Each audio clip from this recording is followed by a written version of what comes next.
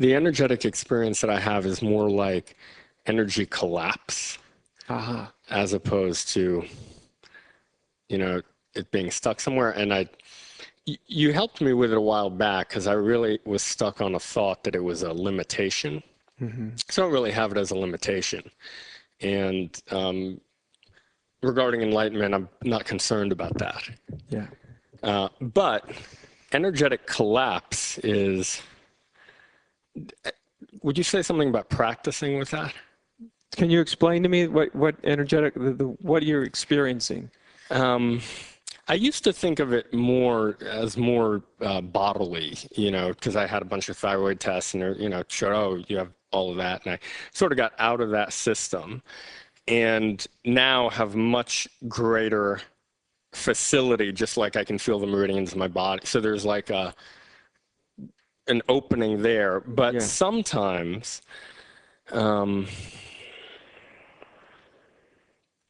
there's it's got something to do with refusal. It's got something to do with embodiment and refusal. Because what I find really works for me energetically is just put all my attention on my feet. You know, the acupressure points in my feet, like, and that just really works. And then sometimes when there's like engaged participation at a physical embodied level, kind of like this, there's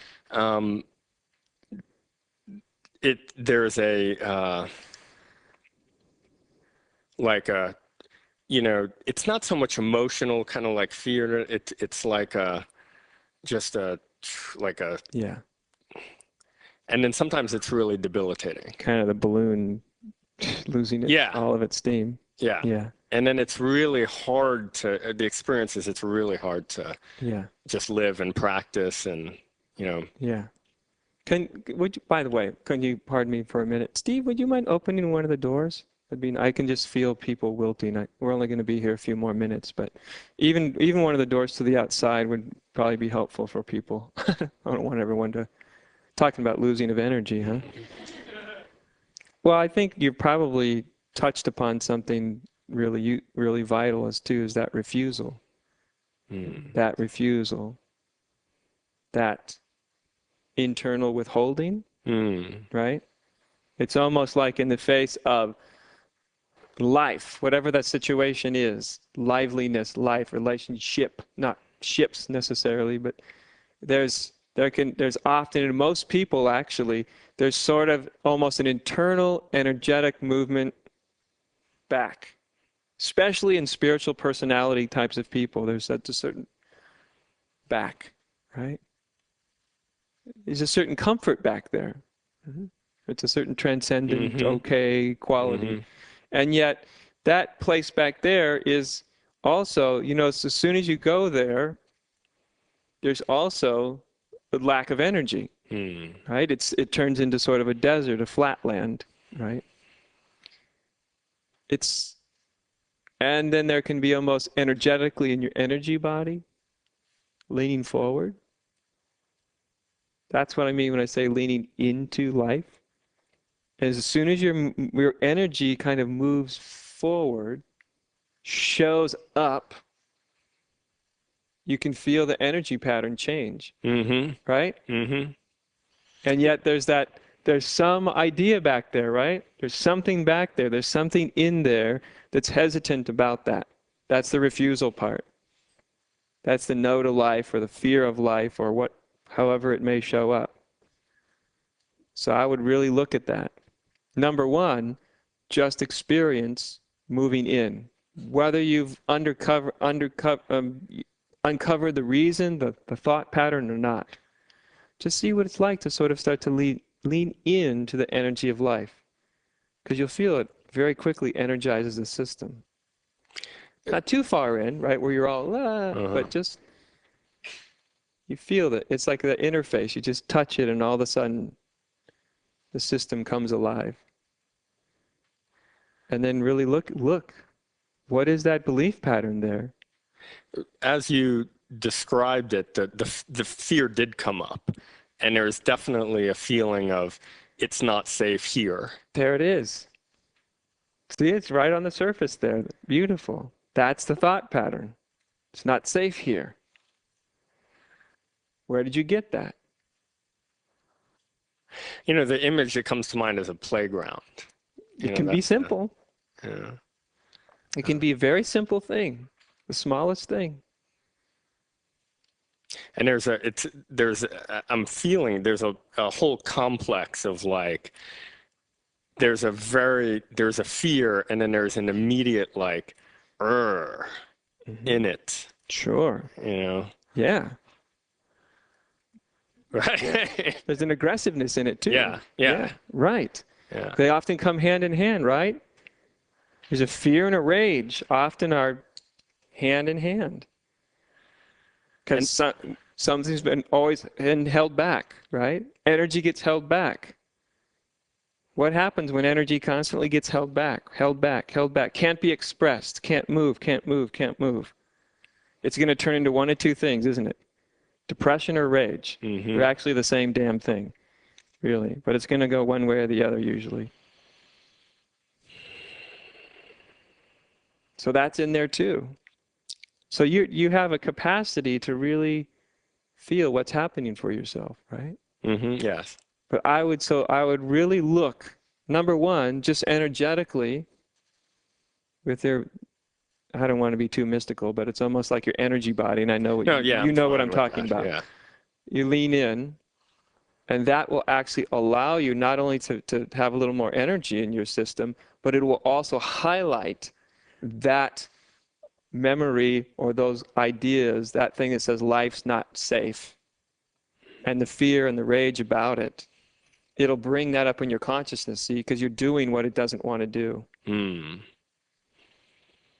So once you've done that and that comes up, that's why I say, look at that. Where does it come from? Is it really, really, really true? But remember, you're looking for the resolution on its level, not on your level. If you know what I mean. Yeah. Because on your level, you can, smart guy, rational guy, well, yeah, life's kind of dangerous, but, this whole thing that life's unsafe is just kind of ridiculous. That level's no good, is it? That doesn't touch anything that we're talking about. Yeah, that's what I often got good at doing, is sort of zenning it. Yes. And then, right. Right. But this is a little more like, spiritual term for disassociation. Right. Yeah. What I hear you saying is this is a little bit more like, it's gritty. My hands in the dirt. Exactly. Yeah, you're pulling weeds. And you may be pulling weeds with deep roots. Right. Yeah. Right. And it feels sort of unspiritual almost. Yes, it is. Feels very worldly. It is. You see, real spirituality is unspiritual. It's not that phony thing in the clouds all the time. Mm. That's the false spirituality. That's the escape hatch. Mm. That's the I don't want to live and I don't want to die. I just want to be in a cloud of... Right. Right? Right. That's the nonsense. Yeah, it opens up, as you're speaking, it opens up a world, like a whole, or the world, the real world. Because that's what it's about, isn't it? Right. We're talking about the world, your experience, your life. Right? And the freedom actually is, believe it or not, the total freedom is in your life, in this world, right here, right now. It's right through the grittiness. It's right in there. It's not through escaping away into the transcendent haze, That's okay. But after a while, that doesn't do it, does it? Because that deadens you.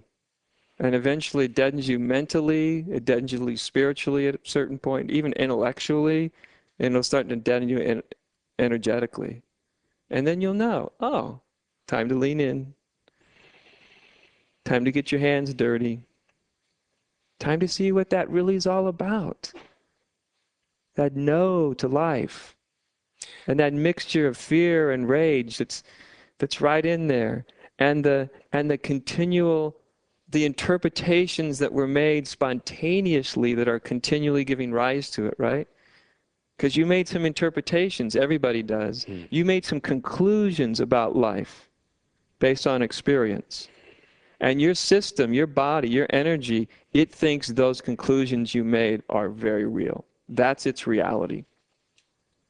It's funny because as you say that, like, like clearly this is true. It feels true. I know it's true. And then what comes up is, yeah, but like it's in this world that I got screwed up. So it's, and then I want to ask you, well, what about like how, and it's in this world that you're going to get unscrewed up. right. And I can hear what you're saying is none of that, like, none of that is true. Like, none of it is true. None of it. Not ultimately. Zero. That's bizarre. Totally. Yeah. Thank you. You're welcome.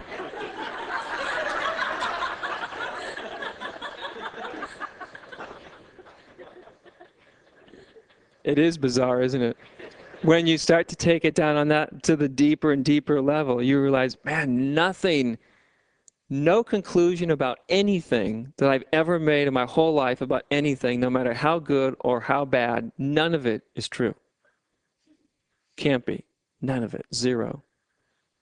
But when you see it, it frees you, right? If you just hear it, it just kind of, it might even be insulting or just a piece of information. But when you see it, it's weird because it's a different world, isn't it?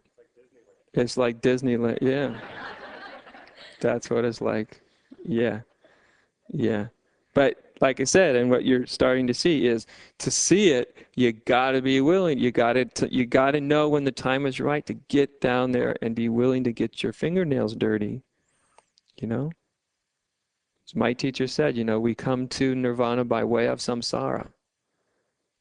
Everybody's running away from their illusions. No, I don't. I'm just going to get away or transcend them or enlighten myself from my illusions or whatever. It's no. You come to nirvana by way of samsara, through your illusions. Your illusions are your door, right? The questioning of your illusion, that's your door, because that's the only hang-up anybody has. So the very thing we're trying to get away from and very far from and transcend is actually the very thing that's going to break down the false veils when we get in there and we really look at it, And some of them are sort of, relative things of what happened and my conclusions about what happened and my mind's interpretation of it. And some of them that are a little more groundwork, who am I, is actually a way of getting into that weed called yourself, that belief, and starting to look at it, starting to uproot it. But it's, for most people, just uprooting that one won't necessarily, all the roots, not all the weeds will come up with it. You usually have to do a little more groundwork. Yeah.